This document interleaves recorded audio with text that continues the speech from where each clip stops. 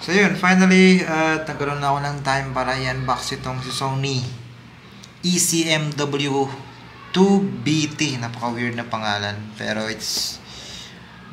nanood na ako ng mga iba't ibang reviews nito sa YouTube at napakaganda. According sa iba, umaabot siya ng 8 hours of battery life.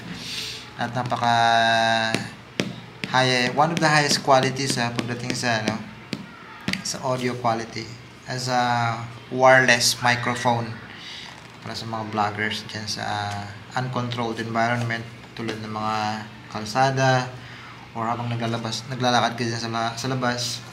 Pinadala sa atin to ng isang kapatid natin sa Saudi nagtatrabaho as a gift. Kasama yung kit lens at body ng Sony ZV-E10. Nagamit ko ngayon kit lens na 16mm to 50mm 3.5 aperture.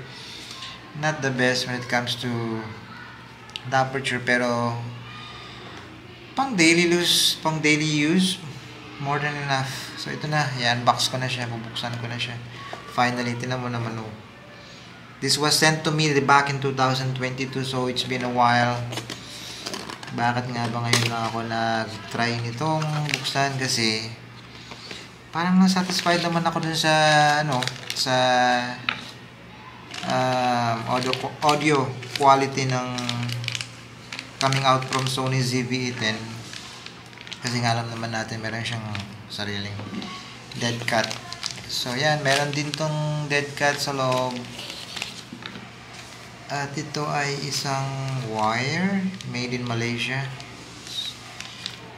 Medyo okay, mas tiwala ako sa Malaysian product kaysa naman sa Chinese product. So ito yung siguro charger niya to. Micro USB na so sad. Old technology sana.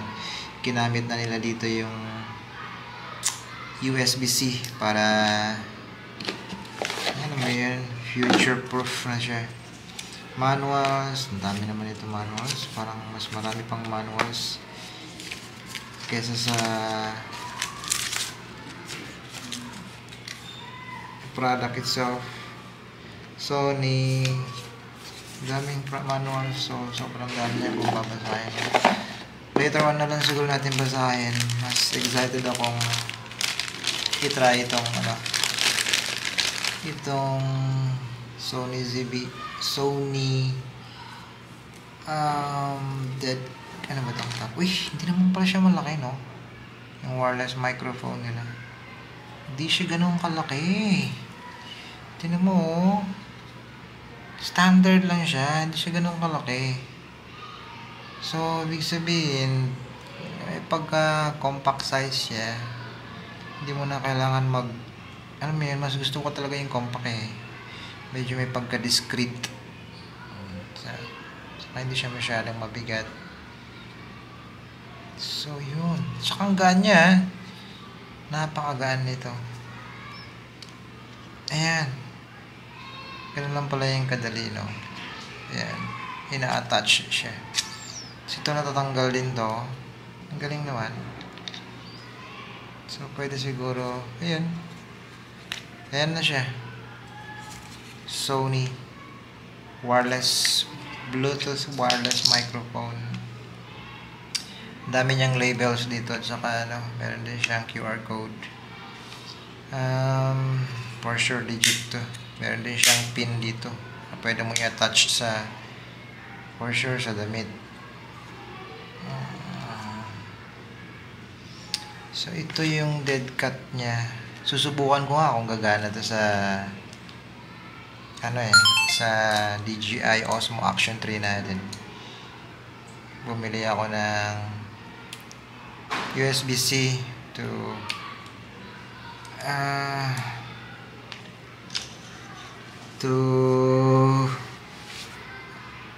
ano bang tawag dito?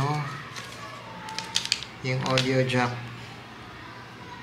So ayun, napakasimple niya lang. Meron siya ditong power off and on button, ATT, tapos yung volume ng frequency. Tapos dito yung tawag dito, charging port. Ito ano naman to? Saan naman? Ito sa isang pair niya, meron din siyang charging port. Dito ano kaya ito? Ito headphone jack, out daw, out. So